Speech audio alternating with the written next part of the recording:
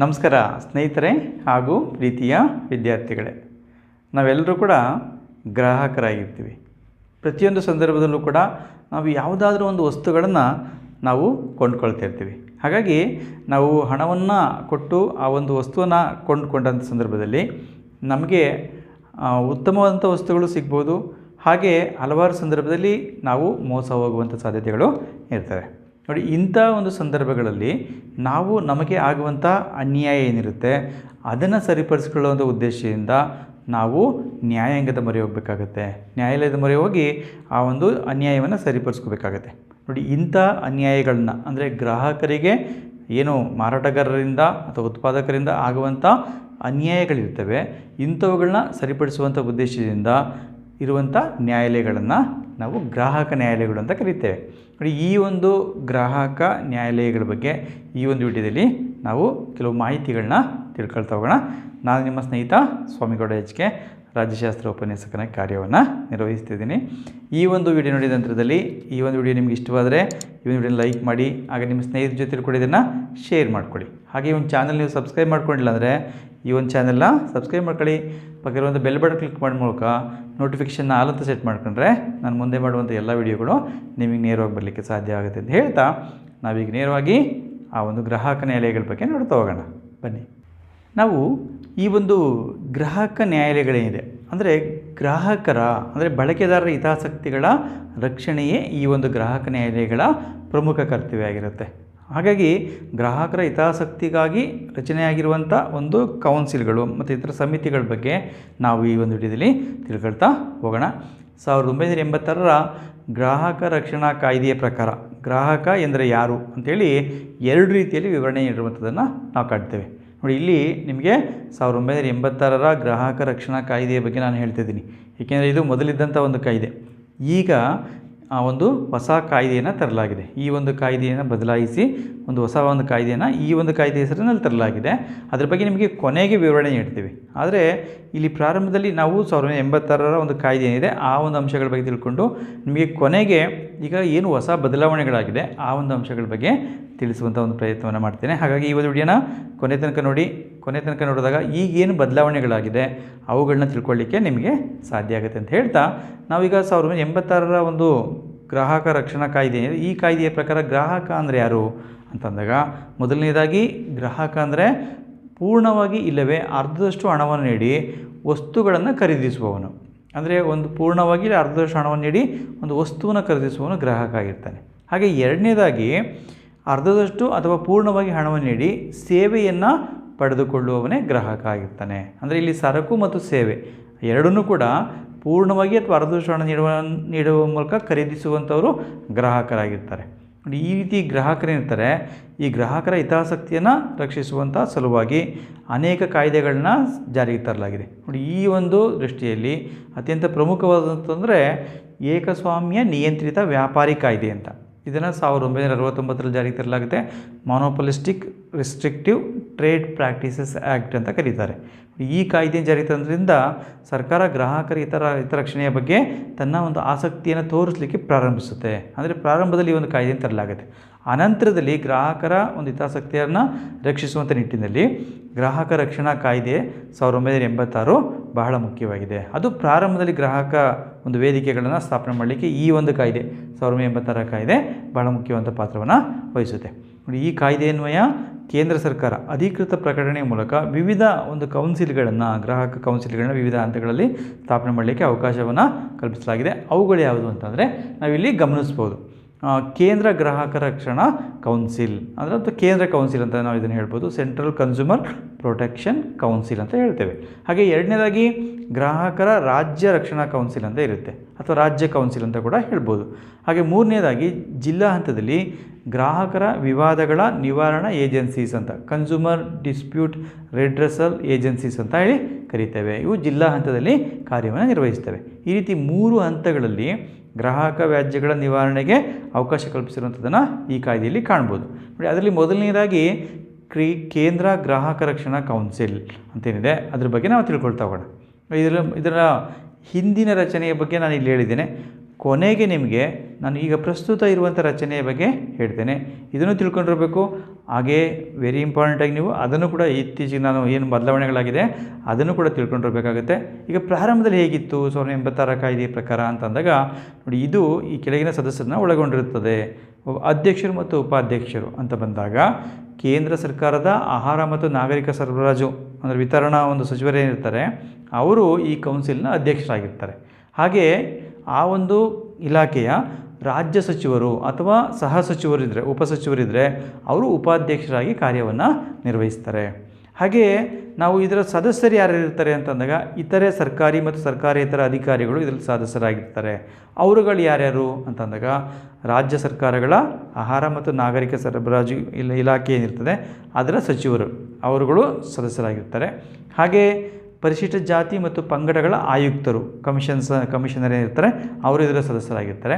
ಹಾಗೆ ಮೂರನೇದಾಗಿ 35 ಮಂದಿ ಗ್ರಾಹಕ ಸಂಘಟನೆಗಳ ಸಂಸ್ಥೆಗಳ ಪ್ರತಿನಿಧಿಗಳು ಏನಿರ್ತಾರೆ ಅವರು ಇದರ ಸದಸ್ಯರಾಗಿರ್ತಾರೆ.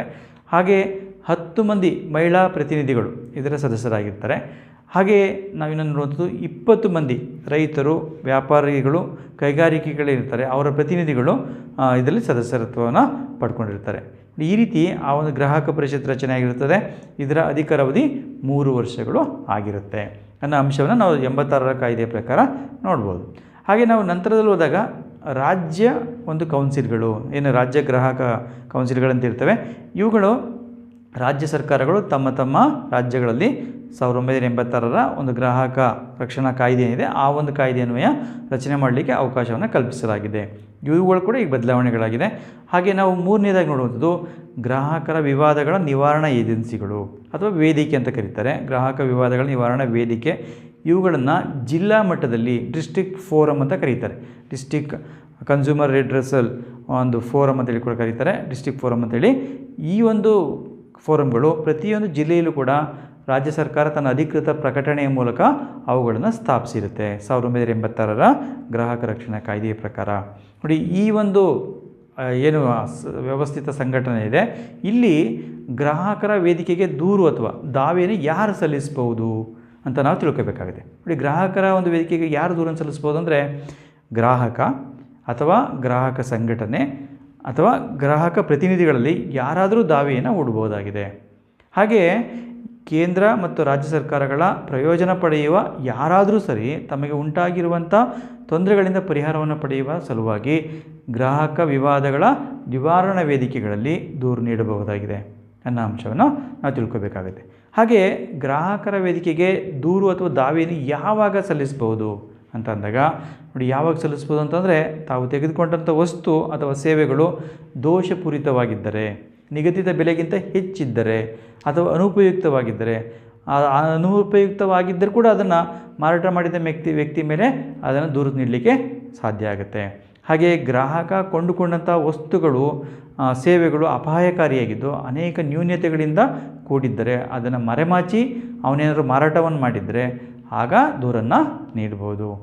ಹಾಗೆಯೇ ನಾವು ನೋಡಿದಾಗ ಗ್ರಾಹಕ ಯಾವಾಗ ಮೇಲ್ಮನವಿ ಸಲ್ಲಿಸ್ಬೋದು ಅಂತ ನೋಡುವ ಸಂದರ್ಭದಲ್ಲಿ ಜಿಲ್ಲಾ ಗ್ರಾಹಕ ನ್ಯಾಯಾಲಯ ಅಥವಾ ವೇದಿಕೆಯಿಂದ ನ್ಯಾಯ ದೊರಕಲಿಲ್ಲ ಅಂತಂದರೆ ಮೇಲ್ಮನವಿಯನ್ನು ಸಲ್ಲಿಸ್ಬೋದು. ಎಲ್ಲಿ ಸಲ್ಲಿಸ್ಬೋದು? ಮೊದಲು ಜಿಲ್ಲಾ ಗ್ರಾಹಕ ನ್ಯಾಯಾಲಯಕ್ಕೆ ಹೋಗ್ತಾರೆ. ಅಲ್ಲಿ ನ್ಯಾಯ ಸಿಗದೇ ಇದ್ದಾಗ ರಾಜ್ಯ ಗ್ರಾಹಕ ಆಯೋಗಕ್ಕೆ ಅಥವಾ ಒಂದು ಕೌನ್ಸಿಲ್ಗೆ ಅರ್ಜಿಯನ್ನು ಸಲ್ಲಿಸ್ಬೋದು. ಅಲ್ಲೂ ಸಿಗಲಿಲ್ಲ ಅಂತಂದಾಗ ಆಗ ಕೇಂದ್ರ ಗ್ರಾಹಕ ಕೌನ್ಸಿಲ್ಗೆ ಮೇಲ್ಮನವಿಯನ್ನು ಸಲ್ಲಿಸ್ಬೋದಾಗಿರುತ್ತೆ. ಒಂದು ವೇಳೆ ಅಲ್ಲೂ ಕೂಡ ಅವರಿಗೆ ನ್ಯಾಯ ಸಿಗಲಿಲ್ಲ, ಸರಿಯಾದಂಥ ಒಂದು ನ್ಯಾಯ ಸಿಗದೇ ಇದ್ದಾಗ ಆಗ ಅಂತಿಮ ಮೇಲ್ಮನವಿಯನ್ನು ಸರ್ವೋಚ್ಚ ನ್ಯಾಯಾಲಯದಲ್ಲಿ ಸಲ್ಲಿಸ್ಬೋದು. ಇದನ್ನು ತಿಳ್ಕೊಂಡಿರಿ. ಜಿಲ್ಲಾ ನ್ಯಾಯಾಲಯ, ಆನಂತರ ರಾಜ್ಯ ಗ್ರಾಹಕ ಕೌನ್ಸಿಲು, ಆನಂತರ ಕೇಂದ್ರ ಗ್ರಾಹಕ ನ್ಯಾಯಾಲಯಕ್ಕೆ ಸಲ್ಲಿಸ್ಬೋದು. ನಂತರ ಅಂತಿಮವಾಗಿ ಸರ್ವೋಚ್ಚ ನ್ಯಾಯಾಲಯದಲ್ಲಿ ಮೇಲ್ಮನವಿಯನ್ನು ಸಲ್ಲಿಸಲಿಕ್ಕೆ ಅವಕಾಶ ಇರುತ್ತೆ. ನೋಡಿ, ಮೇಲ್ಮನವಿಗೆ ಕೋರಿದ ಒಂದು ಕೋರಿಕೆಯನ್ನು ಒಂದು ವೇಳೆ ಏನು ಮೇಲ್ಮನವಿಗೆ ಕೋರಿಕೆಯನ್ನು ಸಲ್ಲಿಸದೇ ಇದ್ದರೆ ಪ್ರತಿಯೊಂದು ಫೋರಮ್ನ ತೀರ್ಮಾನ ಅಂತಿಮವಾಗಿರುತ್ತೆ. ಒಂದು ವೇಳೆ ಗ್ರಾಹಕರು ಅಲ್ಲಿಗೆ ಅಥವಾ ಪ್ರತಿಸ್ಪರ್ಧಿಗಳೇನಿರ್ತಾರೆ ಅವರು ಮೇಲ್ಮನವಿಯನ್ನು ಸಲ್ಲಿಸಲಿಲ್ಲ ಅಂದರೆ ಒಂದು ಫೋರಮ್ ನೀಡಿದಂಥ ತೀರ್ಪು ಅಂತಿಮವಾಗಿ ಇರುತ್ತೆ. ಆದರೆ ಕೊನೆಗೆ ಅಂತಿಮವಾಗಿ ನಾವು ಸುಪ್ರೀಂ ಕೋರ್ಟ್ ತನಕ ಆ ಒಂದು ಮೇಲ್ಮನವಿ ಸಲ್ಲಿಸಲಿಕ್ಕೆ ಅವಕಾಶ ಇರುತ್ತೆ. ನೋಡಿ, ನೆಕ್ಸ್ಟ್ ನೋಡುವಂಥ ಅಂಶ ಗ್ರಾಹಕ ನ್ಯಾಯಾಲಯದ ಅಂತಿಮ ತೀರ್ಮಾನದ ಜಾರಿ ಏನಾಗಿರುತ್ತದೆ, ಯಾವ ರೀತಿಯಲ್ಲಿ ಇರುತ್ತೆ ಅಂತ ಅಂದಾಗ ನೋಡಿ, ಗ್ರಾಹಕ ನ್ಯಾಯಾಲಯ ತನ್ನ ತೀರ್ಮಾನದ ಪ್ರತಿಯನ್ನು ನಾಗರಿಕ ನ್ಯಾಯಾಲಯಕ್ಕೆ ಕಳಿಸಿ ಅದನ್ನು ಜಾರಿಗೊಳಿಸ್ಬೋದು. ಹಾಗೆ ಆಪಾದಿತನು ತೀರ್ಮಾನಕ್ಕೆ ಅನುಸಾರವಾಗಿ ನಡೆದುಕೊಳ್ಳದೇ ಇದ್ದರೆ ಈ ನ್ಯಾಯಾಲಯ ದಂಡವನ್ನು ವಿಧಿಸಲಿಕ್ಕೆ ಅವಕಾಶ ಇರುತ್ತೆ, ಅಥವಾ 1 ತಿಂಗಳ ಕಾರಾಗೃಹವನ್ನು ವಿಧಿಸಲಿಕ್ಕೆ ಅವಕಾಶ ಇರುತ್ತೆ, ಅಥವಾ ಎರಡನ್ನೂ ಒಟ್ಟಿಗೆ ಅಂದರೆ ದಂಡ ಮತ್ತು ಏನು ಕಾರಾಗೃಹ ಶಿಕ್ಷೆ ಇರುತ್ತೆ ಎರಡನ್ನೂ ಕೂಡ ವಿಧಿಸಲಿಕ್ಕೆ ಅವಕಾಶವನ್ನು ಹೊಂದಿರುತ್ತೆ. ಹಾಗೆ ಗ್ರಾಹಕ ನ್ಯಾಯಾಲಯಗಳಿಂದ ದೊರಕುವಂಥ ಒಂದು ಪರಿಹಾರಗಳೇನೇನು, ಯಾವ್ಯಾವ ಪರಿಹಾರಗಳನ್ನ ಪಡ್ಕೊಳ್ಳಿಕ್ಕೆ ಸಾಧ್ಯ ಇರುತ್ತೆ ಅಂದಾಗ ಆ ಪರಿಹಾರಗಳನ್ನ ನಾವಿಲ್ಲಿ ನೋಡ್ಬೋದು. ಆ ಪರಿಹಾರಗಳೇನೆಂದರೆ, ಮೊದಲನೆಯದಾಗಿ ದೋಷಪೂರಿತ ವಸ್ತುಗಳನ್ನ ಸರಿಪಡಿಸೋದಕ್ಕೆ ಗ್ರಾಹಕ ನ್ಯಾಯಾಲಯ ಆದೇಶ ಕೊಡ್ಬೋದು. ಹಾಗೆ ಎರಡನೇದಾಗಿ ದೋಷಪೂರಿತ ವಸ್ತುಗಳ ಬದಲಾಗಿ ಹೊಸ ವಸ್ತುಗಳನ್ನ ನೀಡಲಿಕ್ಕೆ ಆದೇಶ ಮಾಡ್ಬೋದು. ಹಾಗೆ ಮೂರನೇದಾಗಿ ಹಣ ವಾಪಸನ್ನು ಕೊಡಿಸ್ಬೋದು, ಆ ಒಂದು ವಸ್ತುವಿಗೆ ಬದಲಾಗಿ ಹಣವನ್ನು ವಾಪಸ್ ಕೊಡಿಸ್ಬೋದು. ಹಾಗೆ ನಾಲ್ಕನೇದಾಗಿ ಅನ್ಯಾಯ ಅಥವಾ ನಷ್ಟ ಅನುಭವಿಸಿದ ಗ್ರಾಹಕರಿಗೆ ಪರಿಹಾರವನ್ನು ಘೋಷಣೆ ಮಾಡ್ಬೋದು. ಹಾಗೆ ಐದನೆಯದಾಗಿ ಸೇವೆಗಳಿನ ಕೊರತೆಯನ್ನು ಹೋಗಲಾಡಿಸ್ಬೋದು, ಅದೇನು ಕೊರತೆ ಆಗಿರುತ್ತೆ ಅದನ್ನು ಸರಿಪಡಿಸಲಿಕ್ಕೆ ಅವಕಾಶ ಕಲ್ಪಿಸ್ಕೊಡ್ಬೋದು. ಹಾಗೆ ಆರನೇದಾಗಿ ತೂಕ ಮತ್ತು ಅಳತೆಗಳಿಂದ ಮೋಸದ ನಿಯಂತ್ರಣವನ್ನು ಮಾಡಲಿಕ್ಕೆ ಒಂದು ತಿಳಿಸ್ಬೋದು. ಹಾಗೆ ಏಳನೇದಾಗಿ ಅಪಾಯಕಾರಿ ವಸ್ತುಗಳ ಮಾರಾಟವನ್ನು ನಿಷೇಧ ಮಾಡ್ಬೋದು. ಹಾಗೆ ಎಂಟನೇದಾಗಿ ಅಪಾಯಕಾರಿ ವಸ್ತುಗಳನ್ನು ಹಿಂತೆಗೆದುಕೊಳ್ಬೋದು. ಹಾಗೆ ನಾವು 9ನೇದಾಗಿ ನೋಡುವಂಥದ್ದು ಸರಿಯಾದ ಬೆಲೆಗಳನ್ನು ನಿಗದಿಗೊಳಿಸುವಂಥದ್ದು. ಈ ರೀತಿಯಲ್ಲಿ ಗ್ರಾಹಕರಿಗೆ ಒಂದು ಗ್ರಾಹಕ ನ್ಯಾಯಾಲಯಗಳು ಪರಿಹಾರಗಳನ್ನ ಕೊಡಲಿಕ್ಕೆ ಅವಕಾಶ ಇರುತ್ತೆ ನೋಡಿ. ಹಾಗೆ ನಾವು ಜಿಲ್ಲಾ ಗ್ರಾಹಕ ನ್ಯಾಯಾಲಯಕ್ಕೆ ನಾಗರಿಕ ನ್ಯಾಯಾಲಯದ ಅಧಿಕಾರವನ್ನು ನೀಡಿರುವಂಥದ್ದನ್ನು ನಾವು ಕಾಣ್ತೇವೆ. ಅಂದರೆ ಏನು ಈ ಒಂದು ಗ್ರಾಹಕ ರಕ್ಷಣಾ ಕಾಯ್ದೆ 1986 ಇದೆ. ಈ ಒಂದು ಕಾಯ್ದೆಯ ಪ್ರಕಾರ ಜಿಲ್ಲಾ ಒಂದು ಗ್ರಾಹಕರ ವೇದಿಕೆ ಅಥವಾ ನ್ಯಾಯಾಲಯ ಏನಿರುತ್ತೆ ಇದಕ್ಕೆ ಸಿವಿಲ್ ಕೋರ್ಟ್ ಅಧಿಕಾರವನ್ನು ನೀಡಲಾಗಿದೆ. ಅಂದರೆ ನಾಗರಿಕ ನ್ಯಾಯಾಲಯದ ಒಂದು ಅಧಿಕಾರವನ್ನು ನೀಡಿರುವಂಥದ್ದು ನಾವು ಕಾಣ್ತೇವೆ ನೋಡಿ. ಸಾರ್ವಜನಿಕ ನ್ಯಾಯವನ್ನು ದೊರಕಿಸುವ ಸಲುವಾಗಿ ಸರ್ಕಾರದ ಅಧಿಕಾರಿಗಳು ಈ ನ್ಯಾಯಾಲಯ ನೀಡಿದಂಥ ಆಜ್ಞೆಗಳನ್ನ ಜಾರಿಗೆ ತರದೇ ಇದ್ದರೆ ಅದನ್ನು ನ್ಯಾಯಾಂಗ ನಿಂದನೆ ಅಂತೇಳಿ ಆರೋಪವನ್ನು ಹೊರಿಸಿ ಅಧಿಕಾರಿಗಳ ಮೇಲೆ ಕೂಡ ಶಿಸ್ತು ಕ್ರಮ ಕೈಗೊಳ್ಳುವಂಥ ಅಧಿಕಾರ ಗ್ರಾಹಕ ನ್ಯಾಯಾಲಯಗಳಿಗೆ ಇರುತ್ತೆ. ಹಾಗಾಗಿ ಅಧಿಕಾರಿಗಳು ಇವುಗಳನ್ನು ಜಾರಿಗೊಳಿಸಬೇಕಾಗುತ್ತೆ. ಹಾಗೆ ನಾವು ನೋಡುವಂಥದ್ದು ಈ ಒಂದು ಕಾಯ್ದೆಗೆ ತಿದ್ದುಪಡಿಯನ್ನು ತರಲಾಗಿದೆ. ಇದು ಭಾಳ ಮುಖ್ಯವಾಗಿ ನೆನಪಿಟ್ಕೋಬೇಕು ನೋಡಿ. ಈ ಒಂದು 1986 ಗ್ರಾಹಕ ರಕ್ಷಣಾ ಕಾಯ್ದೆ ಏನಿದೆ ಇದಕ್ಕೆ 1991 ಹಾಗೆ 1998 ಕೆಲವು ತಿದ್ದುಪಡಿಗಳನ್ನ ತರಲಾಗಿತ್ತು. ಹಾಗೆ 2019 ಕೂಡ ಈ ಒಂದು ಕಾಯ್ದೆಗೆ ತಿದ್ದುಪಡಿಯನ್ನು ತರಲಾಗಿದೆ. ಅನ್ನೋದಕ್ಕಿಂತ ಹೆಚ್ಚಾಗಿ ಈ ಒಂದು 1986 ಕಾಯ್ದೆಯನ್ನು ರದ್ದುಪಡಿಸಿ 2019 ಹೊಸ ಗ್ರಾಹಕ ರಕ್ಷಣಾ ಕಾಯ್ದೆಯನ್ನು ಜಾರಿಗೆ ತರಲಾಗಿರುವಂಥದ್ದನ್ನು ಕೂಡ ನಾವು ಕಾಣ್ತೇವೆ ನೋಡಿ. ಅದರ ಪ್ರಕಾರ ಗ್ರಾಹಕರ ಹಕ್ಕುಗಳನ್ನು ರಕ್ಷಿಸುವ ಸಲುವಾಗಿ ಆಡಳಿತಾತ್ಮಕ ವಿಷಯಗಳಿಗೆ ಸಂಬಂಧಪಟ್ಟಂತೆ 3 ವರ್ಷಗಳಿಂದ 5 ವರ್ಷಗಳಿಗೆ ವಿಸ್ತರಿಸುವ ವ್ಯಾಪಕ ಅಧಿಕಾರವನ್ನು ಈ ಒಂದು ತಿದ್ದುಪಡಿಗಳಲ್ಲಿ ಅಳವಡಿಸಿರುವಂಥದ್ದನ್ನು ಕೂಡ ನಾವು ಕಾಣ್ತೇವೆ ನೋಡಿ. ಈ ಕಾಯ್ದೆ ಒಂದಕ್ಕಿಂತ ಹೆಚ್ಚಿನ ಜಿಲ್ಲಾ ಗ್ರಾಹಕ ನ್ಯಾಯಾಲಯಗಳ ಸ್ಥಾಪನೆಯೂ ಕೂಡ ರಾಜ್ಯ ಸರ್ಕಾರಕ್ಕೆ ಅಧಿಕಾರವನ್ನು ನೀಡಿದೆ. ಅಂದರೆ ಏನು ಜಿಲ್ಲಾ ಗ್ರಾಹಕ ನ್ಯಾಯಾಲಯಗಳಿರ್ತವೆ ಅವುಗಳ ಸಂಖ್ಯೆ ಸಾಕಾಗಲಿಲ್ಲ ಅಂದರೆ ಜಿಲ್ಲಾ ಮಟ್ಟದಲ್ಲಿ, ಆಗ ಒಂದಕ್ಕಿಂತ ಹೆಚ್ಚು ಗ್ರಾಹಕ ನ್ಯಾಯಾಲಯಗಳನ್ನು ಕೂಡ ಸ್ಥಾಪನೆಯನ್ನು ಮಾಡ್ಬೋದು.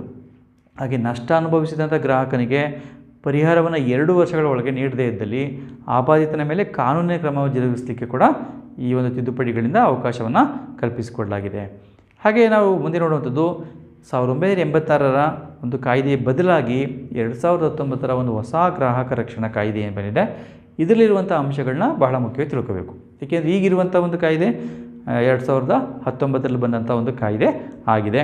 ಹಾಗಾಗಿ ಈ ಒಂದು ಬದಲಾವಣೆಗಳೇನು ಅಂತ ನಾವು ಮುಖ್ಯವಾಗಿ ತಿಳ್ಕೋಬೇಕಾಗುತ್ತೆ. ಅಲ್ಲಿ ಗಮನಿಸ್ಕೊಳ್ಳಿ, ಒಂದು ಹಳೆಯ ಗ್ರಾಹಕ ರಕ್ಷಣಾ ಕಾಯ್ದೆ 1986 ರದ್ದುಪಡಿಸಿ ಹೊಸ ಗ್ರಾಹಕ ರಕ್ಷಣಾ ಕಾಯ್ದೆಯನ್ನು ಜಾರಿಗೆ ತರಲಾಗಿದೆ. ಈ ಒಂದು ಅಂಶ ನಿಮ್ಮ ಗಮನದಲ್ಲಿರಬೇಕು. ಹಾಗೆ ಎರಡನೇದಾಗಿ ಕೇಂದ್ರ ಗ್ರಾಹಕ ರಕ್ಷಣಾ ಪ್ರಾಧಿಕಾರ ಸ್ಥಾಪನೆ ಮಾಡಲಾಗಿದೆ. CCPA ಅಂತ ಕರೀತೇವೆ, ಸೆಂಟ್ರಲ್ ಕನ್ಸ್ಯೂಮರ್ ಪ್ರೊಟೆಕ್ಷನ್ ಅಥಾರಿಟಿ ಅನ್ನೋದನ್ನು ಸ್ಥಾಪನೆಯನ್ನು ಮಾಡಲಾಗಿದೆ. ಇದರ ಮೂಲಕ ಗ್ರಾಹಕರ ಹಕ್ಕುಗಳ ಉಲ್ಲಂಘನೆ ವಿರುದ್ಧ ಕ್ರಮ ಕೈಗೊಳ್ಳಲಿಕ್ಕೆ ಈ ಒಂದು CCPAಯನ್ನು ಸ್ಥಾಪನೆ ಮಾಡಲಾಗಿದೆ. ಹಾಗೆ ಎರಡನೇದಾಗಿ ತಪ್ಪು ಜಾಹೀರಾತುಗಳ ವಿರುದ್ಧ ಇದು ಕ್ರಮವನ್ನು ಕೈಗೊಳ್ಳುತ್ತೆ. ಹಾಗೆ ವಸ್ತುಗಳನ್ನು ವಾಪಸ್ ಕರೆಸಿಕೊಳ್ಳುವಂಥ ಅಧಿಕಾರವನ್ನು ಇದು ಹೊಂದಿರುತ್ತೆ. ಹಾಗೆ ಮೂರನೇದಾಗಿ ನೋಡುವಂಥದ್ದು ಕಾಮರ್ಸ್ ವ್ಯವಹಾರಗಳಿಗೆ ರಕ್ಷಣೆ. ಅಂದರೆ ಏನು ಇತ್ತೀಚಿನ ದಿನಗಳಲ್ಲಿ ನಾವು ಆನ್ಲೈನಲ್ಲಿ ನಾವೇನು ಹೆಚ್ಚಿನ ಒಂದು ವಸ್ತುಗಳನ್ನು ಕೊಂಡ್ಕೊಳ್ತೇವೆ, ಅಂಥ ಸಂದರ್ಭದಲ್ಲೂ ಕೂಡ ಗ್ರಾಹಕರಿಗೆ ರಕ್ಷಣೆ ಕೊಡುವಂಥ ಒಂದು ಉದ್ದೇಶವನ್ನು ಈ ಒಂದು ಕಾಯ್ದೆಯಲ್ಲಿ ಹೊಂದಲಾಗಿದೆ. ಅಂದರೆ ಆನ್ಲೈನ್ ಖರೀದಿದಾರರಿಗೂ ಕೂಡ ಗ್ರಾಹಕ ಹಕ್ಕುಗಳು ಅನ್ವಯ ಆಗ್ತವೆ. ಹಾಗೆ ಕಾಮರ್ಸ್ ಸಂಸ್ಥೆಗಳ ಹೊಣೆಗಾರಿಕೆಯನ್ನು ಈ ಕಾಯ್ದೆಯ ಮೂಲಕ ನಿಗದಿಪಡಿಸಲಾಗಿದೆ.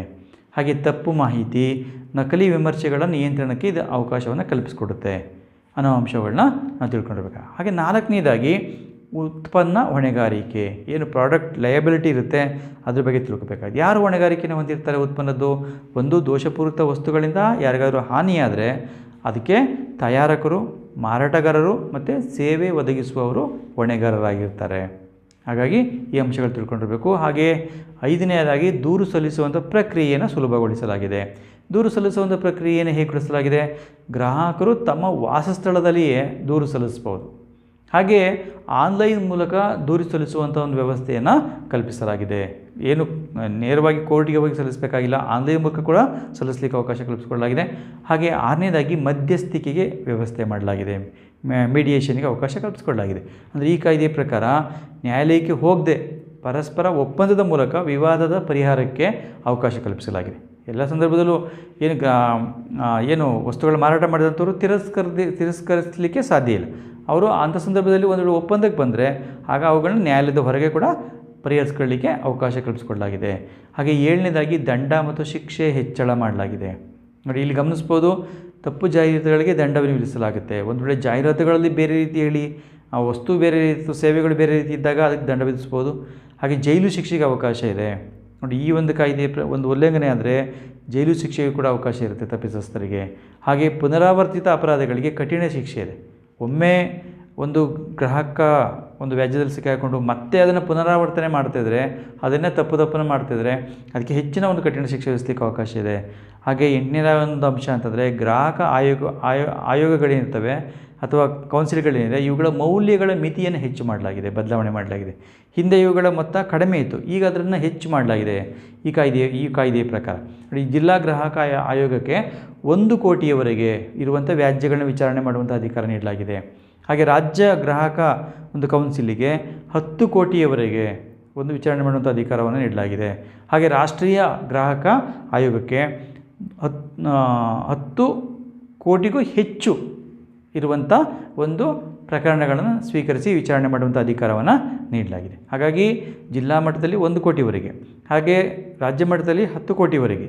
10 ಕೋಟಿಗಿಂತ ಹೆಚ್ಚಾದಾಗ ಅದನ್ನು ರಾಷ್ಟ್ರೀಯ ಗ್ರಾಹಕ ನ್ಯಾಯಾಲಯಕ್ಕೆ ಅಥವಾ ರಾಷ್ಟ್ರೀಯ ಗ್ರಾಹಕ ಕೌನ್ಸಿಲಿಗೆ ತೆಗೆದುಕೊಂಡು ಹೋಗ್ಲಿಕ್ಕೆ ಅವಕಾಶ ಇರುತ್ತೆ.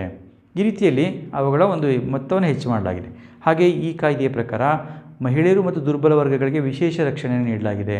ಅಂದರೆ ಮಹಿಳಾ ಗ್ರಾಹಕರ ಹಕ್ಕುಗಳಿಗೆ ಒಂದು ಹೆಚ್ಚಿನ ಒತ್ತು ಕೊಡಲಾಗಿದೆ. ಹಾಗೆ ಸಾರ್ವಜನಿಕ ಹಿತಾಸಕ್ತಿಗೆ ಹೆಚ್ಚಿನ ಒತ್ತನ್ನು, ಮಹತ್ವವನ್ನು ನೀಡಲಾಗಿದೆ.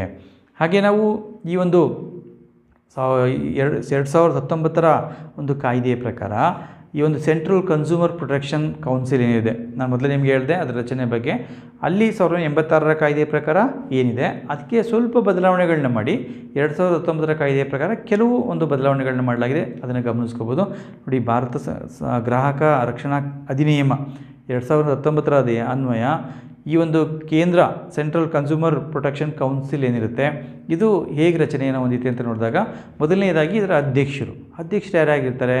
ಇಲ್ಲಿ ಮೊದಲ ರೀತಿಯಲ್ಲೇ ಇದೆ, ಕೇಂದ್ರ ಗ್ರಾಹಕ ವ್ಯವಹಾರಗಳ ಸಚಿವರು ಇದರ ಅಧ್ಯಕ್ಷರಾಗಿರ್ತಾರೆ. ಹಾಗೆ 2ನೇದಾಗಿ ಉಪಾಧ್ಯಕ್ಷರು, ಇಲ್ಲೂ ಕೂಡ ಸೇಮ್ ಇದೆ. ಕೇಂದ್ರ ಗ್ರಾಹಕ ವ್ಯವಹಾರಗಳ ಸಚಿವರು ಏನಿರ್ತಾರೆ ಅವರ ಉಪಸಚಿವರು ಅಥವಾ ರಾಜ್ಯ ಸಚಿವರುಗಳು ಇರ್ತಾರಲ್ಲ ಅವರು ಉಪಾಧ್ಯಕ್ಷರಾಗಿ ಕೆಲಸ ಮಾಡ್ತಿರ್ತಾರೆ. ಹಾಗೆ 3ನೇದಾಗಿ ಸದಸ್ಯರನ್ನು ನೋಡಿದಾಗ ಇಲ್ಲಿ ಸ್ವಲ್ಪ ಬದಲಾವಣೆಗಳನ್ನ ನಾವು ಗಮನಿಸಲಿಕ್ಕೆ ಸಾಧ್ಯ. ಇಲ್ಲಿ ವಿವಿಧ ರಾಜ್ಯಗಳು ಮತ್ತು ಕೇಂದ್ರಾಡಳಿತ ಪ್ರದೇಶಗಳ ಗ್ರಾಹಕ ವ್ಯವಹಾರಗಳ ಹೊಣೆಗಾರಿಕೆ ಸಚಿವರೇನಿರ್ತಾರೆ ಅವರು ಕೂಡ ಸದಸ್ಯರಾಗಿರ್ತಾರೆ. ಹಾಗೆ 3ನೇದಾಗಿ ಇನ್ನೊಂದು ಅಂಶ, ಸಂಸತ್ತಿನ ಸದಸ್ಯರು ಅಂದರೆ ಲೋಕಸಭೆ ಮತ್ತು ರಾಜ್ಯಸಭೆಗಳಿಂದ ತಲಾ ಒಬ್ಬೊಬ್ಬರು ಸದಸ್ಯರು ಈ ಒಂದು ಗ್ರಾಹಕ ಕೌನ್ಸಿಲ್ನ ಸದಸ್ಯರಾಗಿರ್ತಾರೆ. ನೋಡಿ, ಈ ಅಂಶವನ್ನು ನಾವು ತಿಳ್ಕೊಂಡಿರಬೇಕಾಗುತ್ತೆ, ನೆನ್ಪಿಟ್ಕೊಂಡಿರಬೇಕು. ಹಾಗೆ ಮಹಿಳೆಯರ ಪ್ರತಿನಿಧಿಗಳು, ಅಲ್ಲೂ ಕೂಡ ನಾನು ನಿಮಗೆ ಹೇಳಿದೆ ಮಹಿಳೆಯರ ಪ್ರತಿನಿಧಿಗಳಿದ್ದರು, ಇಲ್ಲಿ ಮಹಿಳಾ ಪ್ರತಿನಿಧಿಗಳನ್ನ ಕೇಂದ್ರ ಸರ್ಕಾರ ನೇಮಕ ಮಾಡುತ್ತೆ. ಹಾಗೆ ರೈತರು, ವ್ಯಾಪಾರಿಗಳು ಮತ್ತು ಕೈಗಾರಿಕೆಗಳ ಪ್ರತಿನಿಧಿಗಳು ಇದರ ಸದಸ್ಯತ್ವವನ್ನು ಪಡ್ಕೊಂಡಿರ್ತಾರೆ. ಹಾಗೆ ಗ್ರಾಹಕ ಸಂಘಟನೆಗಳು ಮತ್ತು NGOಗಳ ಪ್ರತಿನಿಧಿಗಳು ಇದರ ಸದಸ್ಯತ್ವವನ್ನು ಪಡ್ಕೊಂಡಿರ್ತಾರೆ. ಹಾಗೆ ಇತರೆ ಸಂಬಂಧಿತ ಕ್ಷೇತ್ರಗಳ ಒಂದು ಪರಿಣಿತರು, ಅಂದರೆ ಈ ಕ್ಷೇತ್ರಕ್ಕೆ ಸಂಬಂಧಪಟ್ಟಂತೆ ಗ್ರಾಹಕ ವ್ಯವಹಾರಗಳಿಗೆ ಪರಿಣಿತರೇನಿರ್ತಾರೆ ಅಂಥವ್ರನ್ನೂ ಕೂಡ ಕೇಂದ್ರ ಸರ್ಕಾರ ನಾಮನಿರ್ದೇಶನ ಮಾಡುವಂಥ ಅಧಿಕಾರವನ್ನು ಹೊಂದಿರುತ್ತೆ ರಾಷ್ಟ್ರೀಯ ಗ್ರಾಹಕ ಒಂದು ಸೆಂಟ್ರಲ್ ಕೇಂದ್ರ ಒಂದು ಗ್ರಾಹಕ ರಕ್ಷಣಾ ಕೌನ್ಸಿಲಿಗೆ. ಈ ರೀತಿಯಲ್ಲಿ ಇದು ರಚನೆಯಾಗಿರುವಂಥದ್ದನ್ನು ನಾವು ಕಾಣ್ತೇವೆ. ಹಾಗೆ ಇದರ ಒಂದು ಸದಸ್ಯ ಕಾರ್ಯದರ್ಶಿ, ಯಾರು ಕಾರ್ಯದರ್ಶಿಯಾಗಿ ಕೆಲಸ ಮಾಡ್ತಾರೆ ಅಂದಾಗ ಕೇಂದ್ರ ಗ್ರಾಹಕ ವ್ಯವಹಾರಗಳ ಇಲಾಖೆಯ ಕಾರ್ಯದರ್ಶಿ ಏನಿರ್ತಾರೆ ಅವರು ಇದರ ಕಾರ್ಯದರ್ಶಿಯಾಗಿ ಕೆಲಸವನ್ನು ನಿರ್ವಹಿಸ್ತಾರೆ.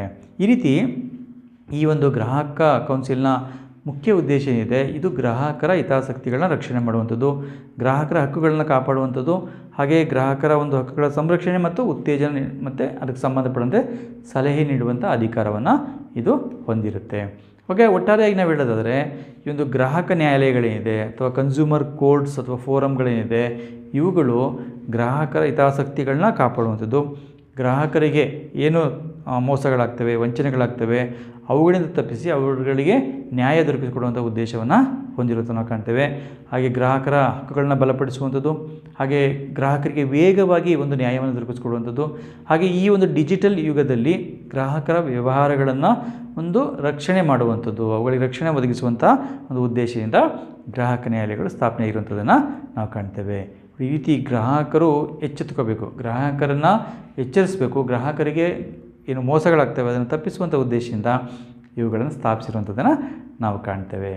ಇದಿಷ್ಟು ಕೂಡ ಗ್ರಾಹಕ ನ್ಯಾಯಾಲಯಗಳ ಬಗ್ಗೆ ಒಂದು ಸಂಕ್ಷಿಪ್ತವಾದಂಥ ಒಂದು ಮಾಹಿತಿ ಅಂತ ಹೇಳ್ತಾ ಈ ಒಂದು ವಿಡಿಯೋನ ಕೊನೆ ತನಕ ನೋಡಿದ್ದಕ್ಕಾಗಿ ಧನ್ಯವಾದಗಳು. ಹಾಗೆ ಈ ಒಂದು ವಿಡಿಯೋ ನಿಮಗೆ ಇಷ್ಟವಾದರೆ ಈ ಒಂದು ವಿಡಿಯೋನ ಲೈಕ್ ಮಾಡಿ, ಹಾಗೆ ನಿಮ್ಮ ಸ್ನೇಹಿತರ ಜೊತೆ ಕೂಡ ಇದನ್ನು ಶೇರ್ ಮಾಡ್ಕೊಳ್ಳಿ. ಹಾಗೆ ಈ ಒಂದು ಚಾನಲ್ನ ಸಬ್ಸ್ಕ್ರೈಬ್ ಮಾಡ್ಕೊಂಡಿಲ್ಲ ಅಂತಂದರೆ ಈ ಒಂದು ಚಾನಲ್ನ ಸಬ್ಸ್ಕ್ರೈಬ್ ಮಾಡ್ಕೊಳ್ಳಿ. ಪಕ್ಕದಲ್ಲಿರುವಂಥ ಬೆಲ್ ಬಟನ್ ಕ್ಲಿಕ್ ಮಾಡೋ ಮೂಲಕ ನೋಟಿಫಿಕೇಷನ್ ಆಲ್ ಅಂತ ಸೆಟ್ ಮಾಡ್ಕೊಂಡ್ರೆ ನಾನು ಮುಂದೆ ಮಾಡುವಂಥ ವೀಡಿಯೋಗಳು ನಿಮಗೆ ನೇರವಾಗಿ ಬರಲಿಕ್ಕೆ ಸಾಧ್ಯ ಆಗುತ್ತೆ ಅಂತ ಹೇಳ್ತಾ, ನಾವು ಮುಂದಿನ ಒಂದು ವಿಡಿಯೋದಲ್ಲಿ ಇನ್ನೊಂದು ನಿಮಗೆ ಬಹಳ ಮುಖ್ಯವಾದಂಥ ವಿಡಿಯೋ ಜೊತೆ ಬರ್ತೀನಿ ಅಂತ ಹೇಳ್ತಾ ಧನ್ಯವಾದಗಳು.